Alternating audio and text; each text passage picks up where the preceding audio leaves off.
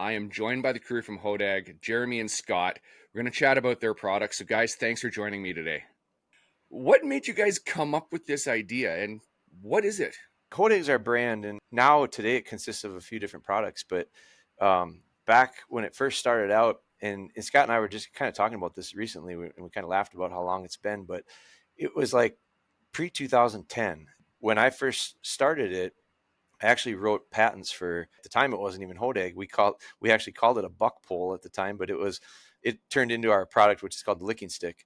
And that was the first product, and it came from this group of guys I was kind of hanging out with. They were really good hunters, and we had put this food plot in, a small, what I call a kill plot in the woods, and tilled it up. It was, in the woods, and we literally cut all the brush out. And after we dished it up, a small sapling kind of withstood all the little ATV disking that we had done for it. I mean, this is a really little plot.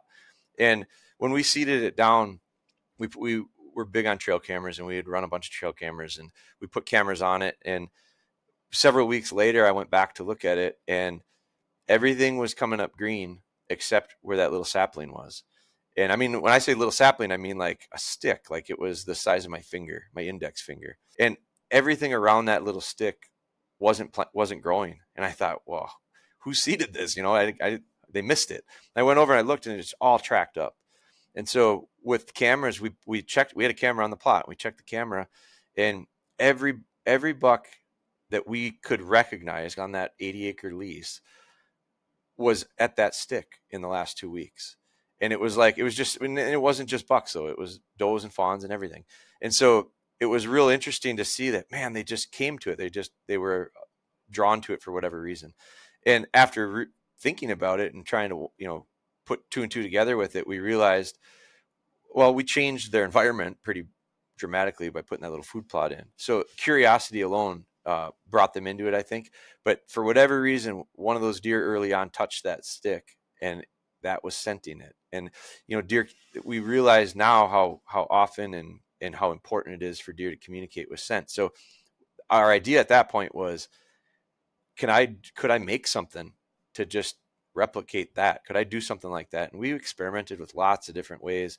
The patent part of it really comes in when, after some experimenting, we realized how valuable a spring is in this idea of, because once, like, nature has springs, green trees are kind of like springs, and so the deer can work it, and they can put pressure on it, and it makes it through. But the idea of, like, if you cut a stick off and you put it in the ground rigid, they're going to break it off. And so we did that, and we'd find them laying flat. And once they're laying flat on the ground, they quit using them.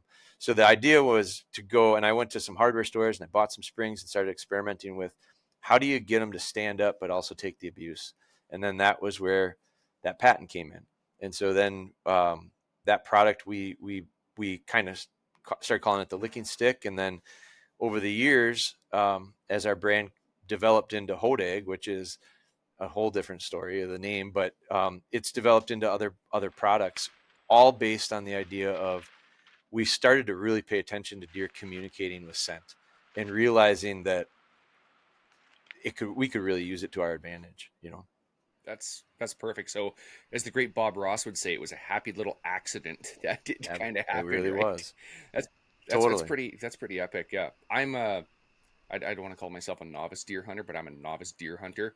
I spend a ton of time hunting black bears and predators and moose and all that where I am. We just don't have the deer density.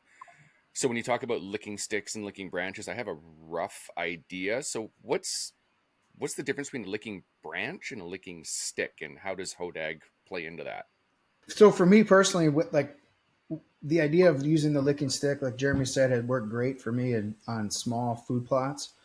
I like to hunt transition areas myself, and so as I saw it more from deer using licking sticks year round, I the time didn't even realize that they would use licking branches year round as well. But the idea of placing a licking branch in a transition area over the top of a trail, um, it's a little bit different presentation, horizontal versus up and down like a licking stick. But the reality is, all it is you're putting a natural stick, in this case, at a deer's nose. and over a trail, and because it's there, that's why they start communicating. And so difference, not a major difference, but if you're in a wide open area, it's easier to place a licking stick. If you're in a transition area and it's much more wooded, it's a lot easier to hang a licking branch off the tree. That makes And total so I really look at it as what's the best way to get something right in front of a deer's nose. make a lot of Yeah, sense. and I think what we've realized is like the idea. There's different scenarios that we want to hunt, you know, and different setups we want to hunt. And Scott and I both are, you know, we hunt a lot of tree stand sets, and it's like the perfect tree is not always in the spot where the scrape is, and so it makes it really hard to hunt.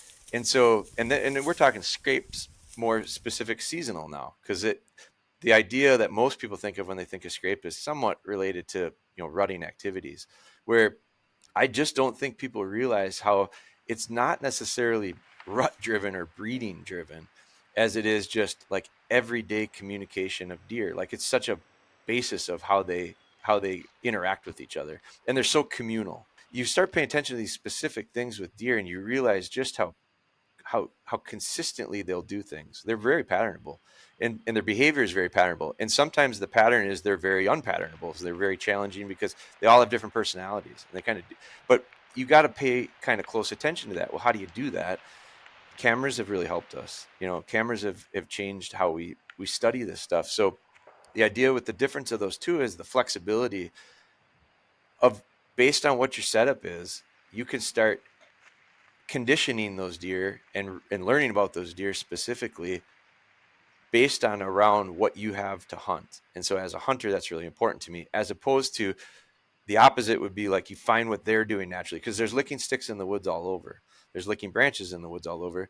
And these scent communication hubs, they've established for forever, but it's not always necessarily going to work for me to try to kill them. And so if I can have these spots that I go, just just get them to do it where we want them to. It's such a Right. benefit as a So hunter. that leads me to where I wanted to go with this next part. So what part does the liquid scent play then in this? This is a scent that I make. I've been making it for a long time, and we it doesn't have urine. It doesn't have glandular scents. It's nothing animal secretion wise. It's just natural organic compounds that in it. And what we do is make it so that it becomes so desirable for them to interact with it, because their scent glands are located in different spots in their bodies, and 4 out of the 7 on a whitetail deer is on its face. And so they're just biologically built to communicate that way. And so what we're trying to do is we're trying to visually change it with the object, but then we're trying to stimulate or trigger that interaction with that scent, because it's just a deer uses its nose like we use our eyes. And dogs are the same way, and I'm really into the dog world. So you have to start changing your mindset on how you think about some of these animals, because they don't communicate the way we do, and they don't read stuff the way we do. They just use their noses so important. It's such an important thing for them sense wise. But the idea of the scent is to trigger that initial stimulation, to get them to touch it.